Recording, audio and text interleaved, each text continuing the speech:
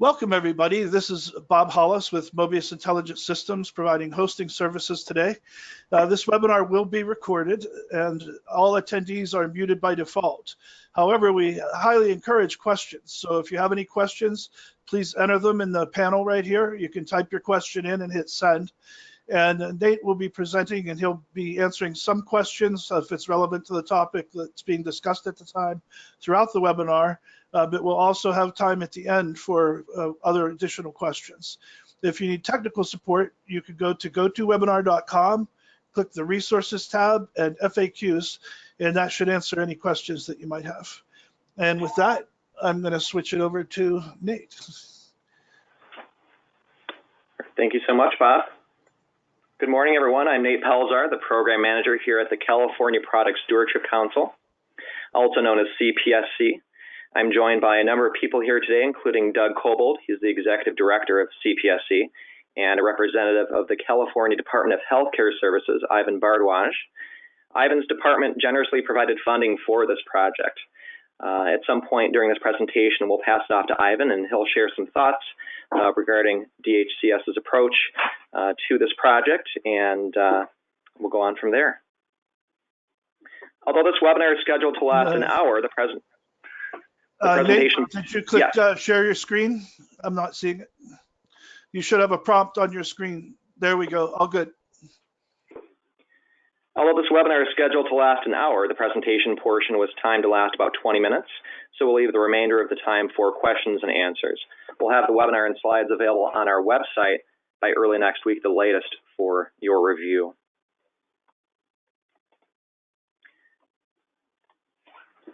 So I wanted to share with you some information about CPSC, who we are. Although I won't read all the text on the slide, I did want to share with you some background information regarding CPSC.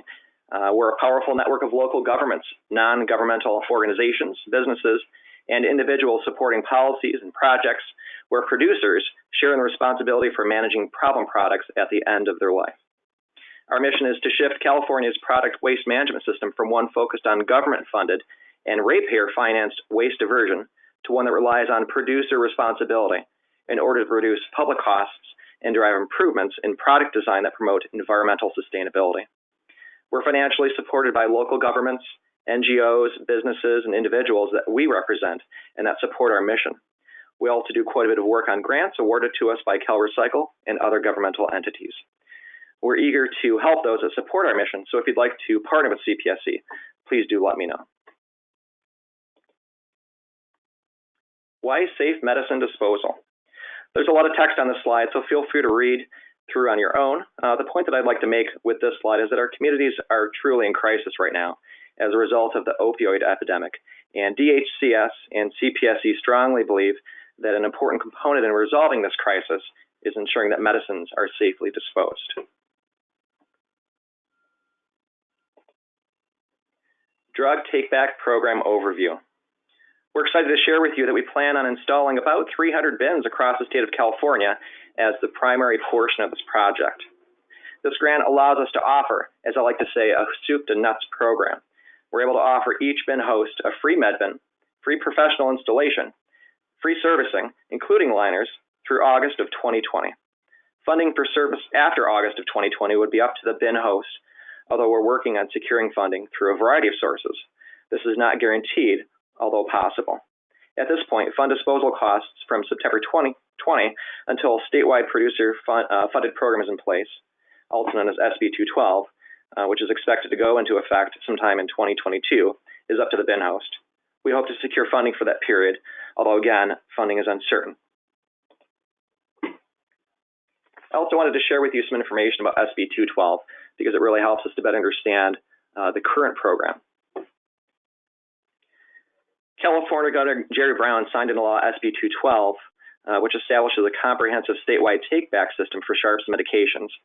California is the first in the nation to establish a comprehensive producer-funded take-back program to provide safe and convenient disposal options for both home-generated pharmaceutical pharmaceutical drugs and sharps waste.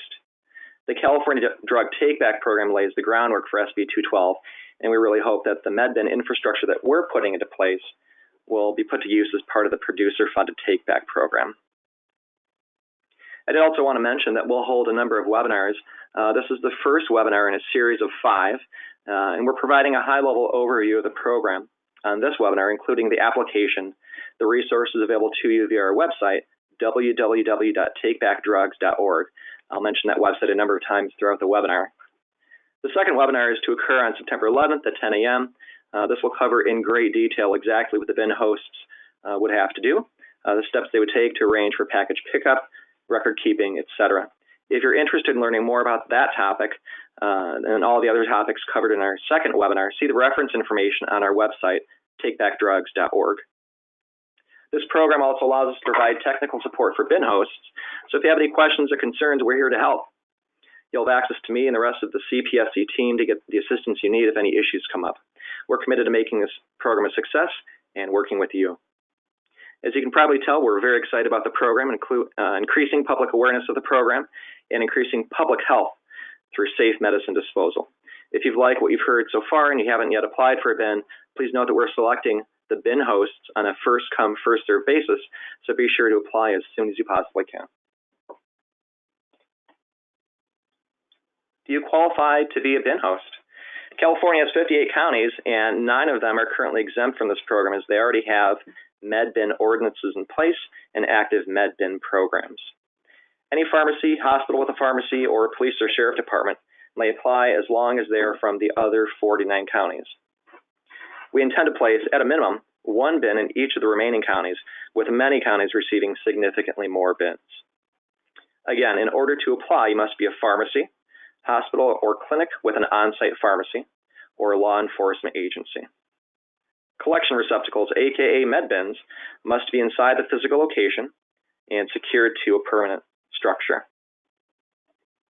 You must keep required records in accordance with programs and laws and regulations, all of which are detailed on our website. Specific requirements for pharmacies and hospitals also exist. Again, there are quite a few regulations out there from the Board of Pharmacy and from the DEA. All these regulations are posted on our website for your convenience, so you won't have to look far. Just visit takebackdrugs.org. Again, there's quite a few applicable regulations that are in place. Unlike most regulations, these are pretty clear and straightforward, and they're not lengthy, so I would encourage you to review them. We have all this information posted on our website. Here are the exact web addresses if you wanted to look at the Board of Pharmacy's regulations on their website, or the Drug Enforcement Administration's regulations on their website. But again, for your convenience, we've put everything on our website, takebackdrugs.org. Additional resources, including the application reference documents, are on our website. So let's jump to the website and take a look at the resources we've made available to you. We recommend you spend some time reviewing these resources before applying for a MedBin.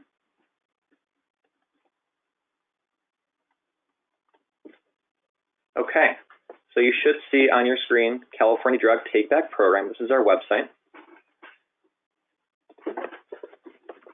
And what we'll do is we'll just scroll through the website from top to bottom. It's only one page, and we'll talk about each of the sections and what each section includes. Okay, if you scroll down,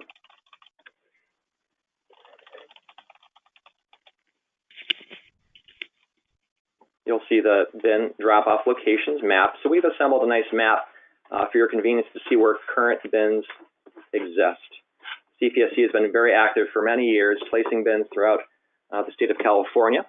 You can see the bins we've placed through past programs, and you can see bins that have been placed through other programs in other jurisdictions. And what we plan on doing is also including on this map via the pink pill, the med bins that have been installed as part of the DHCS program. We're also starting to track sharp bin locations. We've received a lot of calls and questions about where folks can go to drop off their sharps. We'll be including that information here as well. So if you know of any resources that currently have their own database of sharp bins, please feel free to share that with me. My email address is nate@calpsc.org, and I'll share that again later. As I scroll down, you can see some details about how the program works from the perspective of the consumer, what they would do to dispose of the bins. It's as easy as 1, 2, 3. Just follow those simple steps on the left-hand side. You can either leave the pills in the bottle, and obscure the personal information and then drop it in the bin, or you can put the pills into a plastic bag and drop the bag into the bin. We ask that you zip the bag closed and simply open the bin using the hatch at the top, drop the bag inside, and then close the hatch.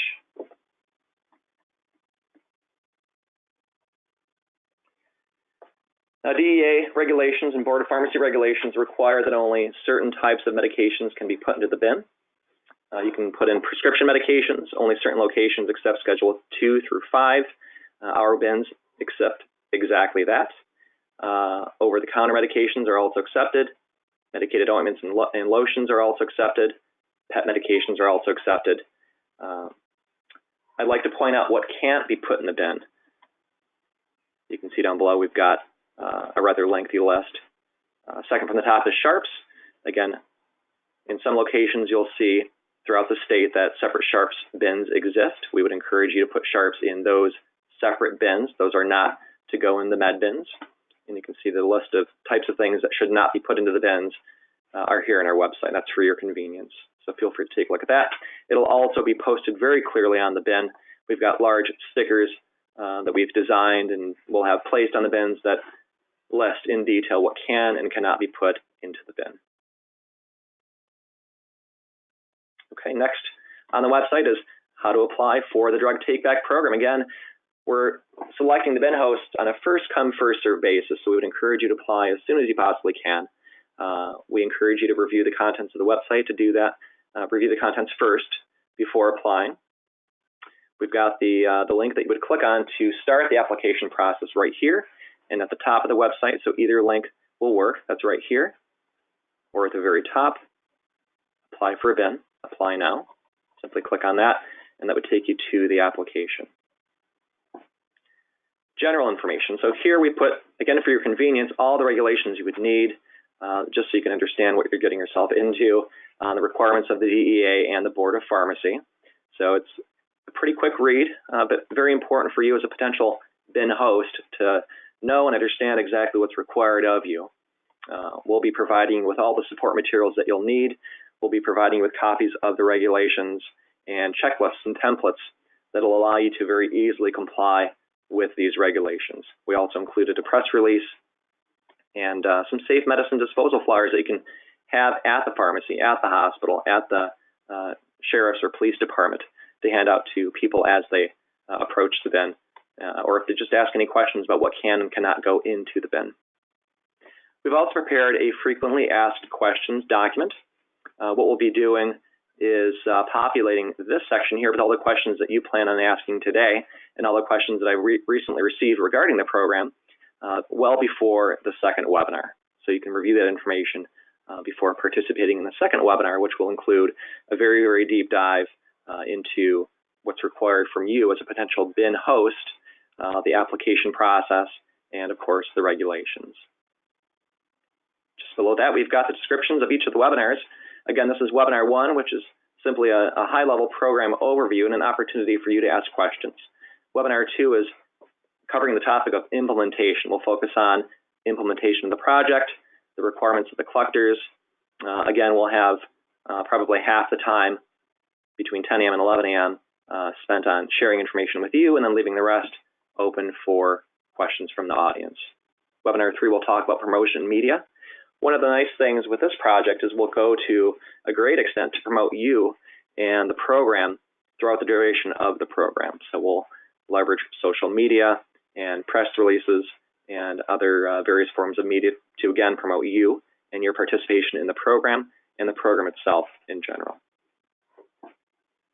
Then down below we've got an email address. Of course, if you have any questions about the program, you can either email me, that's nate@calpsc.org, or info@calpsc.org.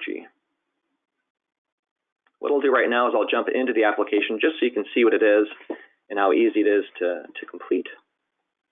On average, the application takes about 7 minutes to complete. The only thing we ask that you have handy before opening the application are pictures of the location where you want the bin to go.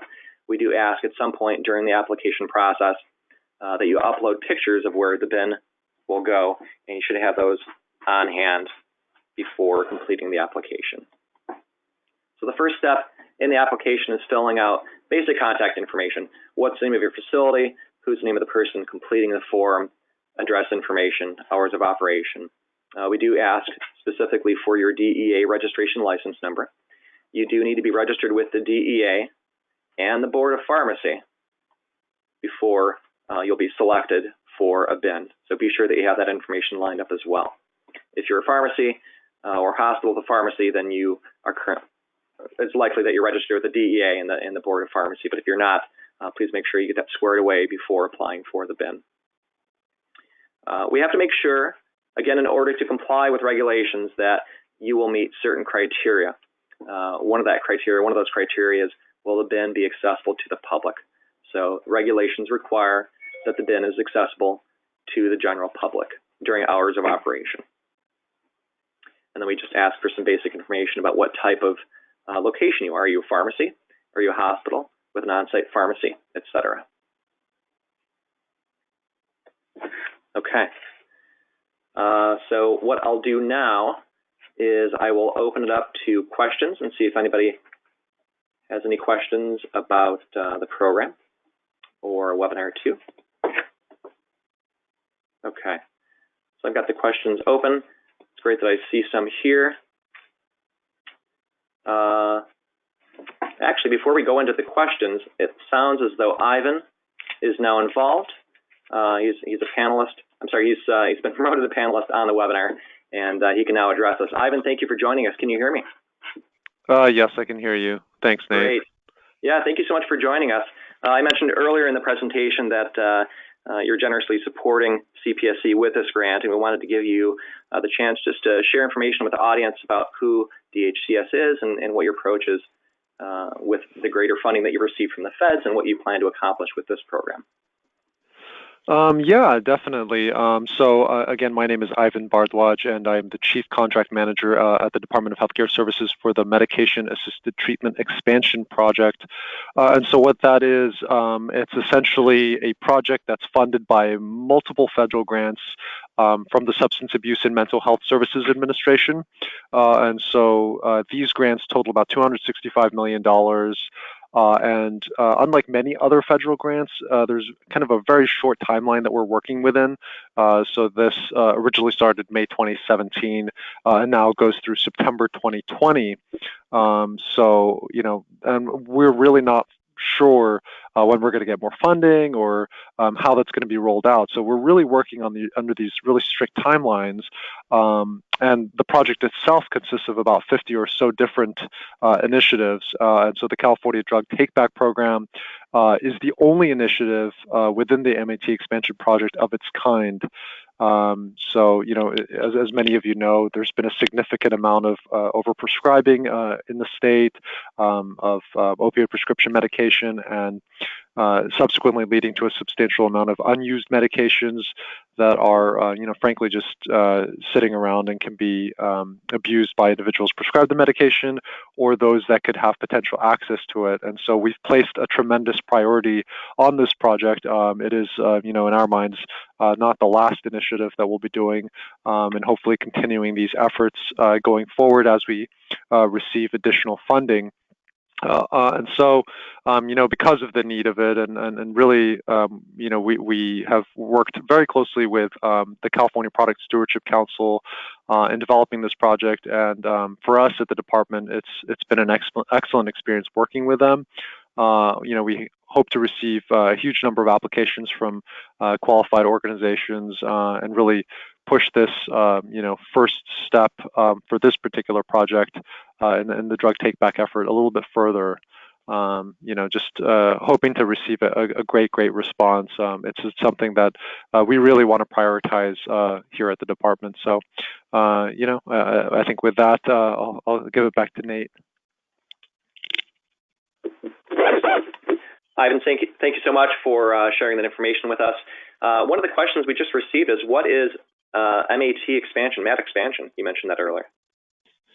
So medication-assisted treatment expansion. So medication-assisted treatment, if you're unfamiliar, it's basically combining counseling with medications, with the 3 FDA-approved medications, which are methadone, buprenorphine, and naltrexone.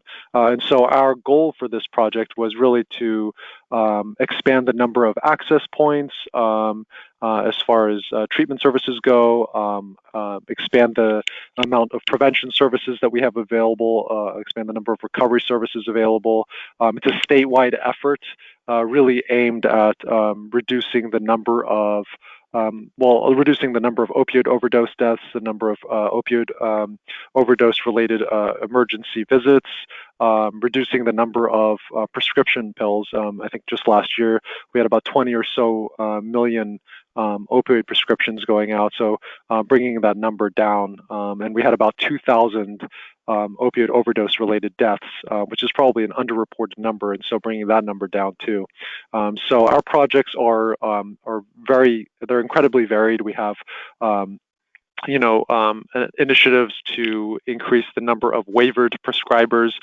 These are individuals, physicians that are, or nurse practitioners or physician assistants that are waivered to provide buprenorphine or other medications, and they are, or increasing the number of facilities that have the ability to provide medication-assisted treatment. So one, increasing the number of individuals, but also increasing the number of facilities that are equipped to address the needs of individuals with opioid use disorder. We also are engaging with hospitals to ensure that they have the systems in place to induct patients onto medication-assisted treatment and then refer them out to outpatient treatment centers. We have a naloxone project, which is a $20 million effort to distribute Narcan to a myriad of organizations. Basically, we've so far distributed over 230,000 units of Narcan, which is it basically is able to reverse, opioid overdoses, almost instantly.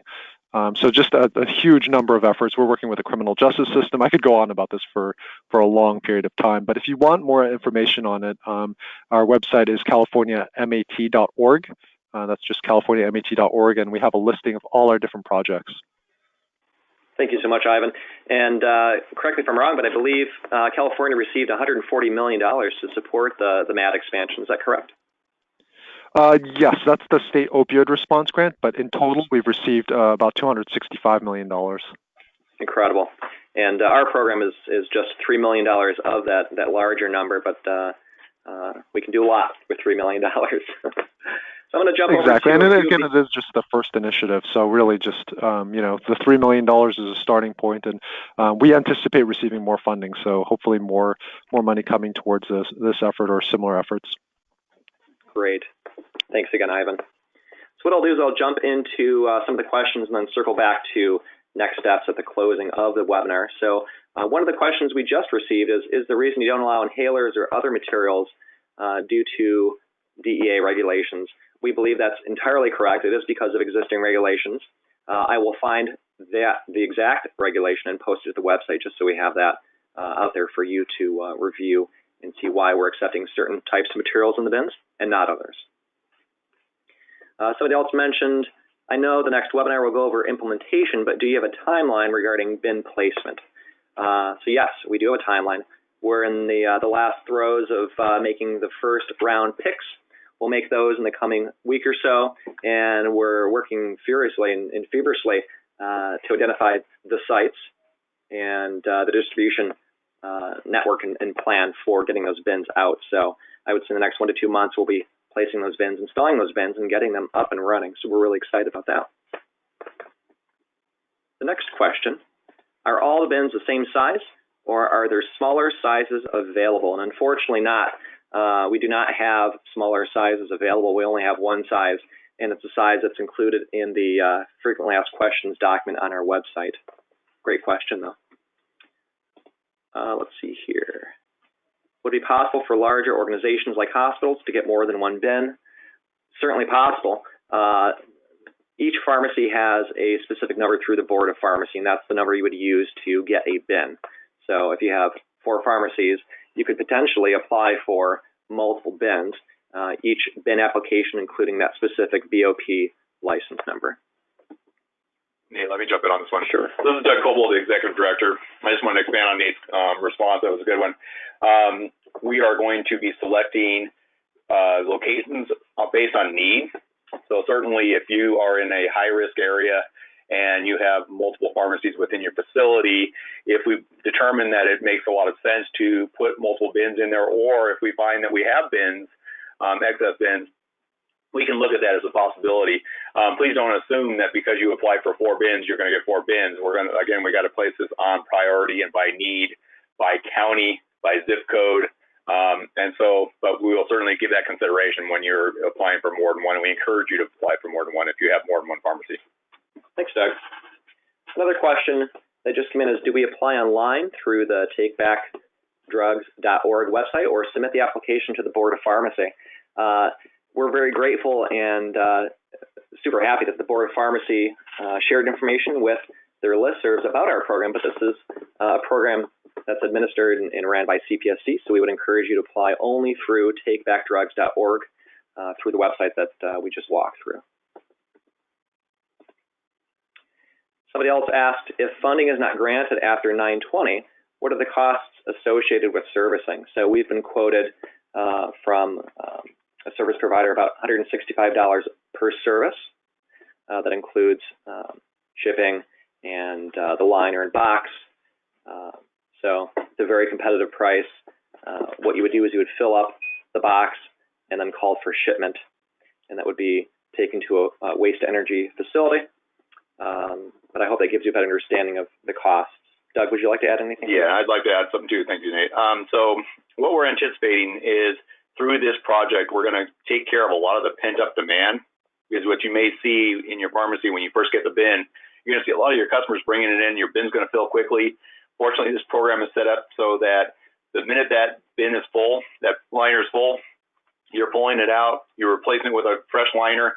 That one's being shipped off for proper disposal and destruction, and then you're moving on. And so there isn't going to be some set frequency that if you get a bin for, you get a liner and then 2 weeks later you get a new liner. That's not going to happen, because we know that it's going to be varying from location to location. That was one of our requirements in selecting a vendor, was that it be more on an as-needed basis rather than on a frequency basis. So we suspect that the majority of the pent-up demand will happen and be taken care of through the first few months, maybe in the first 6 months of the program when the bin is placed. After that, you should be into more of a maintenance mode, and so the need should drop off. What we're seeing on average is probably 1 service per month in most locations. It could be more, it depends, but at 1 service per month, we're at $165 per month, so it's not a huge amount. If you're concerned about the cost and you're concerned about the possibility that there may not be any funding through DHCS, which Ivan has expressed that they're certainly looking to do that, you might look to your local waste haulers. You might look to other folks in your area that may be willing to help out during that time, that transition time between the end of this particular DHCS grant period and also into when SB 212 kicks in and the pharmaceutical industry is required to take over these bins. If you as a pharmacist have gotten a bin and want to keep it, they will have to be required. They're required under the law to take it over.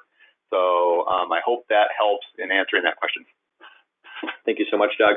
Another question that just came in is, does the public access have to be 24 hours or can it be only when the pharmacy is open? It's the latter. It's whenever the pharmacy is open. The public has to have access to the bin when the pharmacy is open. And then another question that just came in is, what are the dimensions of the bin? You can probably see on your screen, I just opened the frequently asked questions document. It shows an image of what the bin will look like. And it shows what the capacity is and, of course, the dimensions. So that answers that question. Okay, looks like another question is just about to come in. The question is, being in law enforcement, they have the ability to transport the contents for proper destruction. Is that an option? With this grant, that is not an option. We've contracted with Reverse Distributor to take the contents of the bin and take them to a DEA certified facility. So that is a requirement of this program. So unfortunately, law enforcement is not allowed to transport the contents of these bins. Okay, let's jump back to the presentation. And just wanted to share with you some next steps.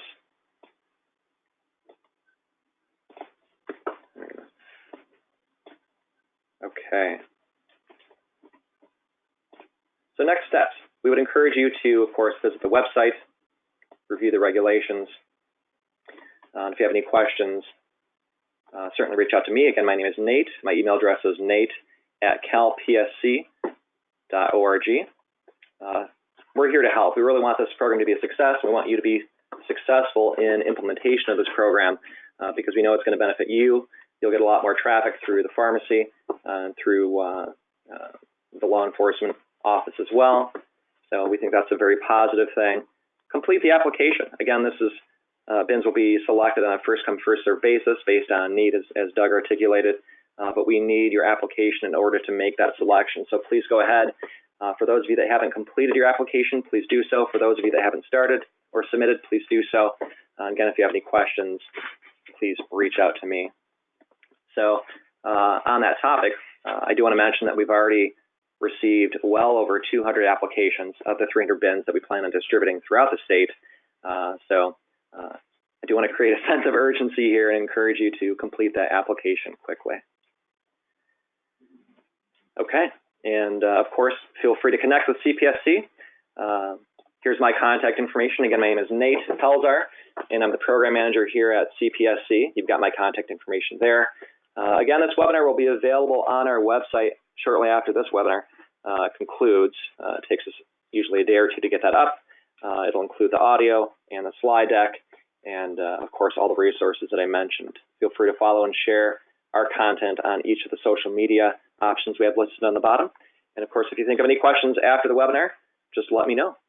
Doug, do you have any comments? Nate, thank you. Great job. And we look forward to seeing more applications come in for more bins so that we can make this the program, a successful program for the state and for our community as a whole. Very good. This concludes webinar 1, program overview. Thank you so much for your participation. Have a great day.